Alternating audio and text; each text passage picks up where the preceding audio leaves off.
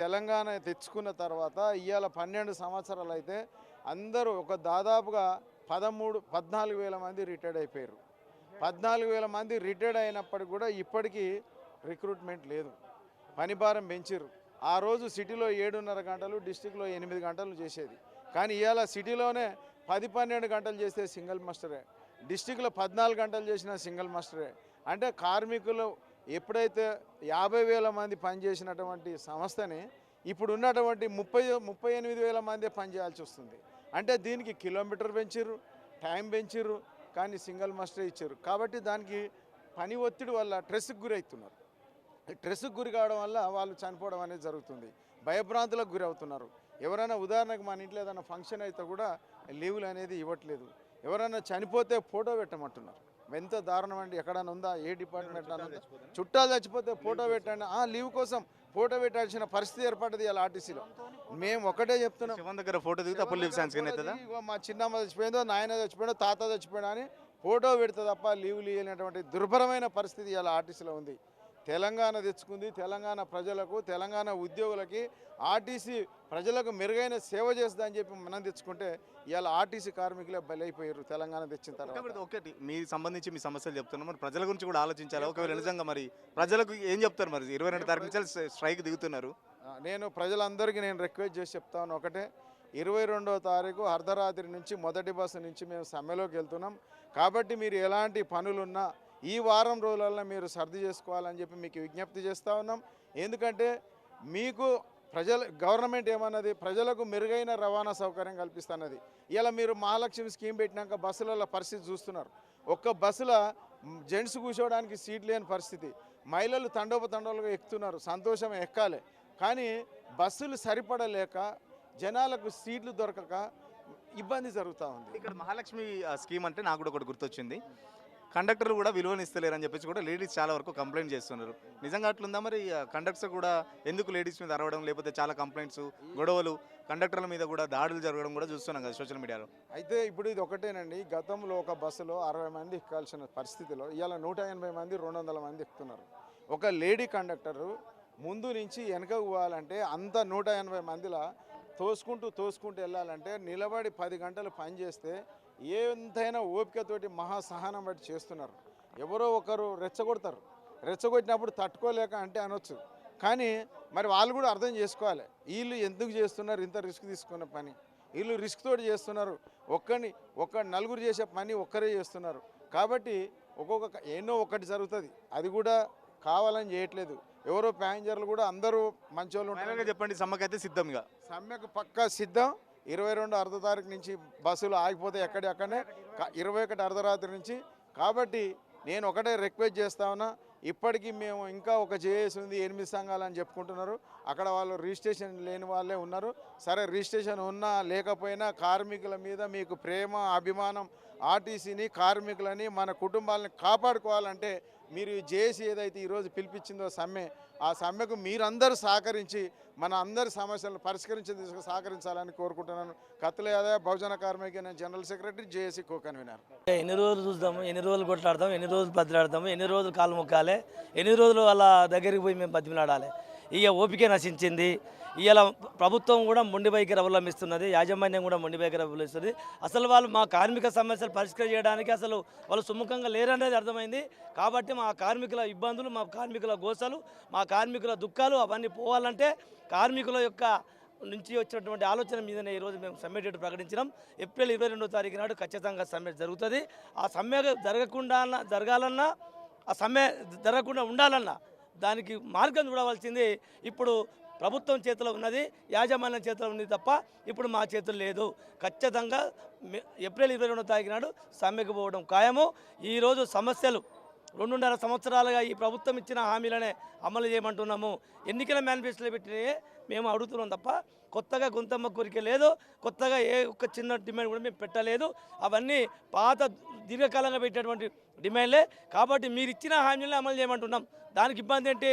ఒక పక్క ఆర్టీసీని విస్తరించామని చెప్పేసి ఎలక్ట్రిక్ బస్సులను తీసుకొచ్చి టోటల్గా ఆర్టీసీ లేకుండా చేసేటువంటి ప్రభుత్వం కుట్ర చేస్తున్నది. కాబట్టి ఈ ప్రైవేట్ ఎలక్ట్రిక్ బస్సులకు మేము వ్యతిరేకం కాదు, కానీ ఆర్టీసీయే కొనుగోలు చేయాలి, ప్రభుత్వమే కొనుగోలు చేసి ఆ బస్సులను ఆర్టీసీకి ఇవ్వాలి. ఆర్టీసీ స్థలాలలో ప్రైవేటు వాళ్ళకు ఎక్కడ కూడా ఆశ్రయం కల్పించదని చెప్పేసి మేము జేసీగా డిమాండ్ చేస్తున్నాం. Eduru Venkanna JC chairman. Private electric బస్సులకు సంబంధించి అది కేంద్ర ప్రభుత్వ పరిధిలో ఉంది, మా పరిధిలో లేదని చెప్పేసి గతంలో చెప్పిన పరిస్థితి.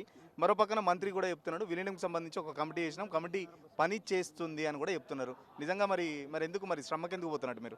అసలు కమిటీ ఎక్కడే ఉంది? అసలు ఆ కమిటీ గురించి మీరు అడగపోయిరా? అసలు కమిటీ ఏంది? ఆ కమిటీ ఒక రిపోర్ట్ పెట్టమను, ఆ కమిటీ లేఖ పెట్టమను, ఆ జీవో పెట్టమను. అసలు కమిటీలో ఉన్నటువంటి సభ్యులు ఎవరు, ఆ కమిటీకి చైర్మన్ ఎవరు, ఆ కమిటీ ఈ ప్రభుత్వం వేసిందా, అంతకుముందు ప్రభుత్వం వేసిందా, ఏ ప్రభుత్వం వేసింది, ఎవరు వేసారు, దానికి ఎక్కడ ఉంది అది? అసలు కమిటీ అనేది దానికి గుర్తింపు ఎక్కడ ఉంది ఒకటి చెప్పాలి. ఇంకొకటి, ఎలక్ట్రిక్ బస్సులు కేంద్ర ప్రభుత్వ పరిధిలో ఉంటున్నావు. కేంద్ర ప్రభుత్వ పరిధిలో ఉన్నప్పుడు నువ్వు ఎందుకు పోయి తీసుకుంటున్నావు? నువ్వు ఎందుకు అనుకుంటున్నావు? నువ్వు పోయి ఎందుకు తీసుకొస్తున్నావు? వాటి మీద నువ్వు అగ్రిమెంట్ ఎందుకు చేస్తున్నావు? అవి నీకు సంబంధం లేనిది. మరి కేంద్ర ప్రభుత్వం డైరెక్ట్ నీ దగ్గరికి వచ్చి నిన్ను పిలిచి నువ్వు తీసుకుంటావా తీసుకోవని చెప్పి నీ మెడ మీద కత్తి పెట్టి వాటిని నువ్వే పోతున్నావు కదా. నువ్వే పోయి అక్కడ ఎలక్ట్రిక్ బస్సులు మాకు ఇన్ని బస్సులు కావాలని చెప్పి పెట్టి ఒప్పుకుంటున్నావు. ఆ బస్సులో నీకు అంత ప్రేమ ఉంటే ఆ బస్సులో నువ్వే కొనుగోలు చెయ్యి, ఆ బస్సులు నువ్వే కొనుగోలు చేసి ఆర్టీసీలో పెట్టు. లేకపోతే నీకే నీ యొక్క ప్రభుత్వ స్థలాలలో వాటికి కొత్త డిపోలు కట్టి ఛార్జింగ్ పాయింట్లు పెట్టి అక్కడ నువ్వు ఏర్పాటు చేసుకో.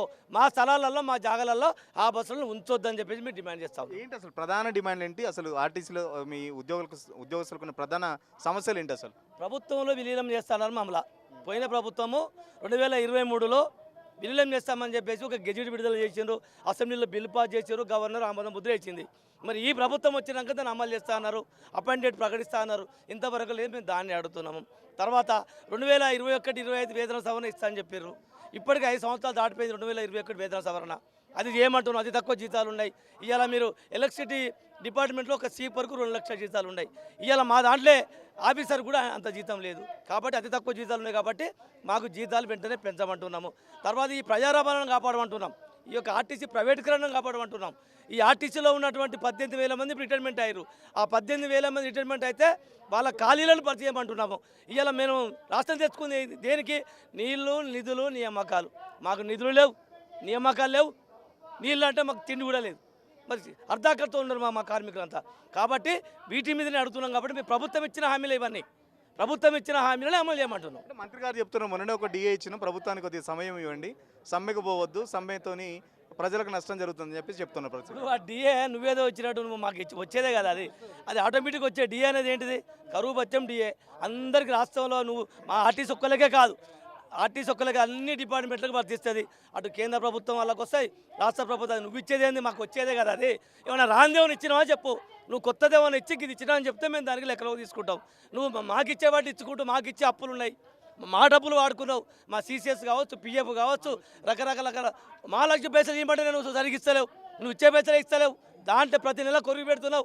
ఇప్పటి వరకు మాకు 2,600 రూపాయల కోట్లు బాకీ ఉన్నావు. అవి ఎందుకు బడ్జెట్ పెట్టలేదు? మా డబ్బులు మాకు ఇచ్చాయి.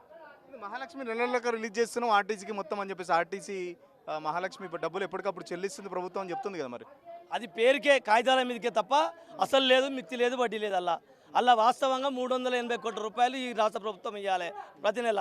అట్లా 300 కోట్లు ఇవ్వకుండా ప్రతి నెల 200, 250 కోట్లు ఇచ్చుకుంటూ అల్లొక 100 కోట్లు, ఇల్లొక ఈ నెల 100 కోట్లు, ఆ నెల 200 కోట్లు దాంట్లో కొరివి పెట్టి ఇస్తున్నది. అవే బాకీలు ఇప్పుడు 2,700 కోట్ల రూపాయలు అయినవి. ఆ బాకీలు ఎందుకు తీర్చలేవు? మీరు వెంటనే మీకు చిత్తశుద్ధి ఉంటే మీరు తీర్చండి.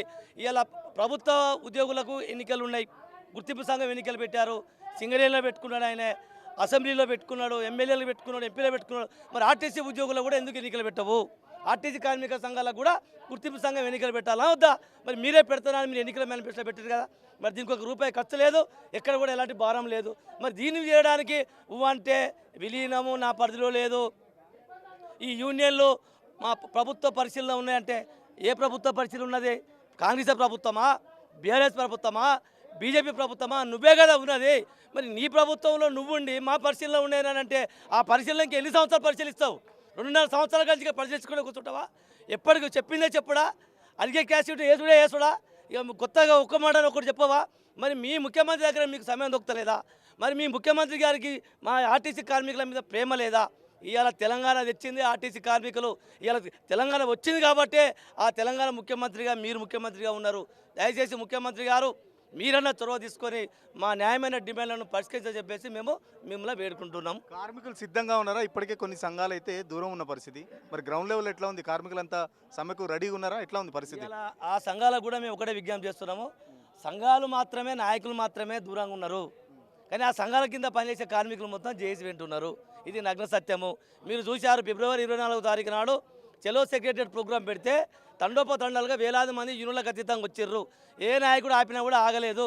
రేపు కూడా 100% సమ్మెలో కూడా ప్రతి ఒక్క కార్మికుడు పాల్గొంటాడు. దయచేసి ఇప్పటికైనా కార్మిక సంఘాలు, మీరు కార్మిక ప్రయోజనాల దృష్ట్యా మీరు కార్మికుల కోసం ఉన్నటువంటి మన సంఘాలుగా మీరు ఎక్కడ కూడా కార్మికులకు హాని తలపెట్టేటువంటి స్టేట్మెంట్ కాకుండా దయచేసి ఇప్పుడు సమ్మె డేట్ ప్రకటించడం ఇది కార్మికుల యొక్క కోరిక, కార్మికుల యొక్క అభిష్టం కాబట్టి, ఇలా కార్మికులు బాధపడుతున్నారు కాబట్టి ఆ కార్మికుల గురించి అయినా మీరు కొంచెమన్నా జర మంచి మనసుతో ఆలోచించి ఈ సమ్మెకు మద్దతు ప్రకటించి మీరు కూడా మాతో పాటు ఈ ఉద్యమంలో భాగస్వామ్యం కావాలని చెప్పేసి ఈరోజు మీ యొక్క మీడియా ద్వారా నేను మిగతా సంఘాల జేఏసీలో లేని సంఘాల కూడా కోరుతా ఉన్నా. సో మనతో పాటు ఇంకొంతమంది కార్మిక నాయకులు ఉన్నారు. అన్న, ఎట్లా ఉంది పరిస్థితి? మరి 22 తారీఖు అని చెప్పేసి చెప్తున్నారు. ప్రభుత్వం ఈ లోపల ఏమైనా చర్చలకు పిలిస్తే పోతారా? ఏంటి డిమాండ్ ఏంటి?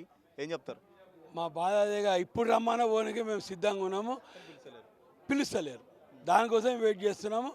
ఇంకొక భయం ఏముందంటే ఈ ఆర్టీసీ ఎక్కడ ప్రైవేట్ అవుతుంది అనే భయం కూడా ఉంది. ఇక్కడ అవుట్ సోర్సింగ్ కండక్టర్లు, అవుట్ సోర్సింగ్ డ్రైవర్లని, తర్వాత ఈ ఎలక్ట్రిక్ బస్సులని, ఆ ఎలక్ట్రిక్ బస్సుల ప్రైవేట్ వాళ్ళు, అక్కడ డిఎంలు ప్రైవేట్, మొత్తం ప్రైవేటు జాగలు మాయి.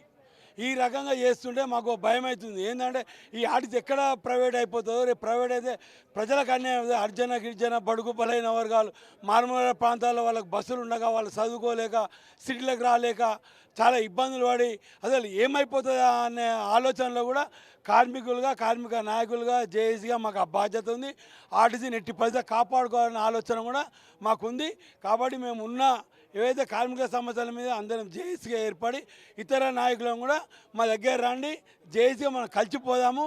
కార్మికుల సమస్యలతో పాటు ఆర్టీసీని కాపాడుకోవాల్సిన బాధ్యత మనకు ఉంది. లేబర్ కమిషన్ సంబంధించి మొదటిసారి కూడా చర్చలకు రాలేదు. ఈసారి రెండోసారి చర్చలకు సంబంధించి కూడా ఆర్టీసీ తరపు నుంచి ఎవరు అధికారులు హాజరు కాదు. ఎందుకు అంత మిమ్మల్ని అంత లైట్ తీసుకున్నారా ఏంటి? అసలు ఏం చెప్తారు మరి? అంటే వాళ్ళకి ఏంటంటే వాళ్ళకు గైడ్ లైన్స్ ప్రభుత్వం, ఎందుకంటే ప్రభుత్వం చెప్పినట్టు వాళ్ళు వినాలి. వాళ్ళకి సొంత నిర్ణయాలు ఏమి ఉండవు. కాబట్టి ప్రభుత్వం ఏం చెప్తే అది చేయాలి. మొన్న 9 తారీఖు రోజు రాలేదు, ఆబ్సెంట్ అయ్యారు. ఈరోజు ఒక లెటర్ పంపించు.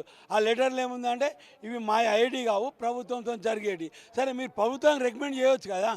పోయి మీరు చర్చ రాకపోయినా ప్రభుత్వాల కార్మిక సమస్యలు ఉన్నాయి, మీరు దాన్ని పరిష్కరించడానికి వాళ్ళకి రికమెండ్ చేయొచ్చు కదా. అది చేయకుండా లేబర్ కమిషన్ ఏం చేస్తుంది?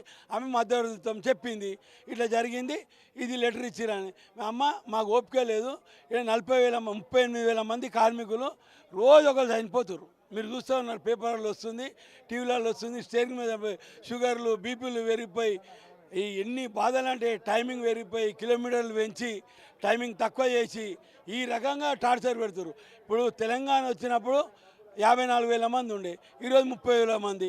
అప్పుడు 30 లక్షల కిలోమీటర్లు తిరిగితే ఇవాళ 36 లక్షల కిలోమీటర్లు తిరుగుతుందంటే దానికి కారణములు ఉన్న వాళ్ళతోని మెడలు వంచి పని చేపిస్తారు.